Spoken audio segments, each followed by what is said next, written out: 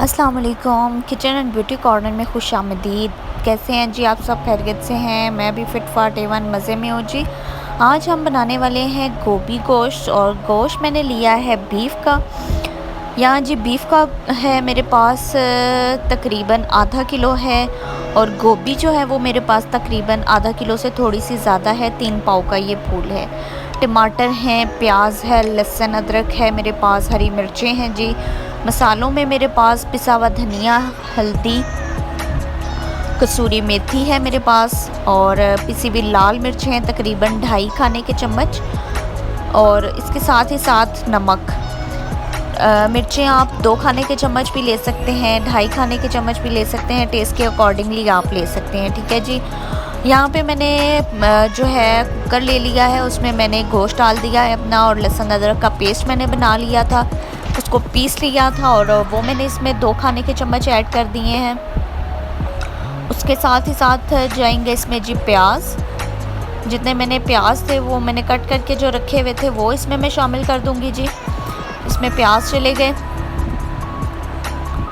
उसके बाद जो हमारे पास मसाले हैं वो सारे जो मैंने आपको भी दिखाए थे वो सारे इसमें ऐड कर दूंगी, जिसमें पिसी हुई लाल मिर्चें, पिसा हुआ धनिया, नमक और कसूरी मेथी, हल्दी, ये सारी चीज़ें थी, ये मैंने इसमें शामिल कर दी हैं एक साथ ही।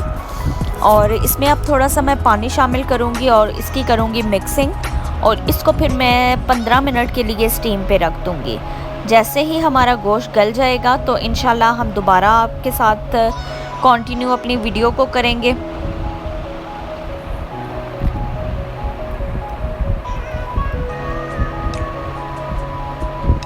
जी, तो यहाँ मैंने 15 मिनट के बाद अपना गोश्त चेक कर लिया था। गोश्त गल चुका था अच्छी तरह से।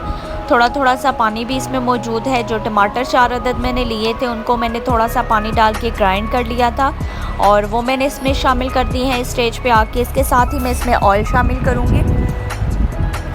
जैसे ही हमारा गोश्त गल जाएगा साथ ही हमने टमाटर शामिल कर देने हैं और ऑयल शामिल कर देना है। ठीक है जी।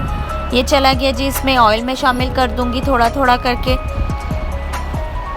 तकरीबन हाफ कप जितना ना ऑयल जाएगा। ठीक है जी। ऑयल हमारा चला गया इसमें, और इसकी हम अच्छे से भुनाई अब करेंगे। हंडिया को जितना अच्छा भुनेंगे उतना ही अच्छा फ्लेवर आएगा, उतनी ही अच्छी आपकी हंडिया बनेगी, और स्लो फ्लेम पे बनाने से तो और ही अच्छा जायका आएगा। गोभी गोश्त मेरा तो फेवरेट है। इसका असल मज़ा जो है गोभी का गोश्त में वो बीफ में ही मज़ा आता है। आप ज़रूर ट्राई कीजिएगा। चिकन में मुझे इतनी अच्छी नहीं गोभी लगती जितना मज़ा ये गोश्त में बीफ में करती है। ठीक है जी। और यहाँ जी हमारी हांडी भून चुकी है। तकरीबन 7 से 8 मिनट लगे थे इसको भूनने में, इसका पानी खुश्क होने में। इसके साथ ही जो गोभी का हार्ड वाला पार्ट था, जिसको पंजाबी में हम कहते हैं डंडल सही हो गया जी। ये थे मैंने बारीक काट के रख लिए थे जी, और ये मैंने इसमें शामिल कर दिए हैं, और इसको अब मैं 2 से 3 मिनट भूनूंगी अच्छी तरह से। और उसके बाद मैं जो गोभी के फूल होते हैं वो इसमें मैं शामिल कर दूंगी। वो भी मैं आपको दिखा देती हूँ कि उसकी मैंने कटिंग किस तरह से की थी। ये जी इस तरह से मैंने इसकी मोटे मोटे से फूल कट कर लिए थे।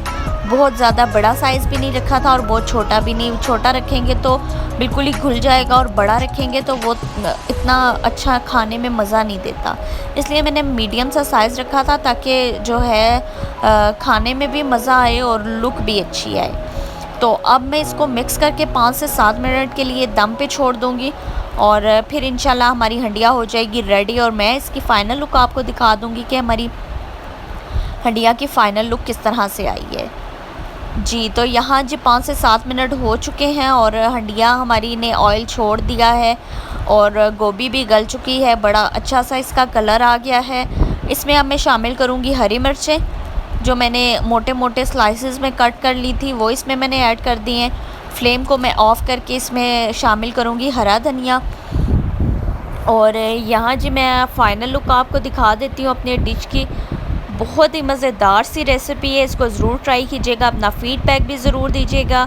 अपना और अपने प्यारों का ख्याल रखें। चैनल को सब्सक्राइब करना मत भूलें। नए देखने वाले व्यूअर्स वीडियो को लाइक करें। अगर पसंद आती है तो दुआओं में याद रखें जी। अल्लाह हाफ़िज़।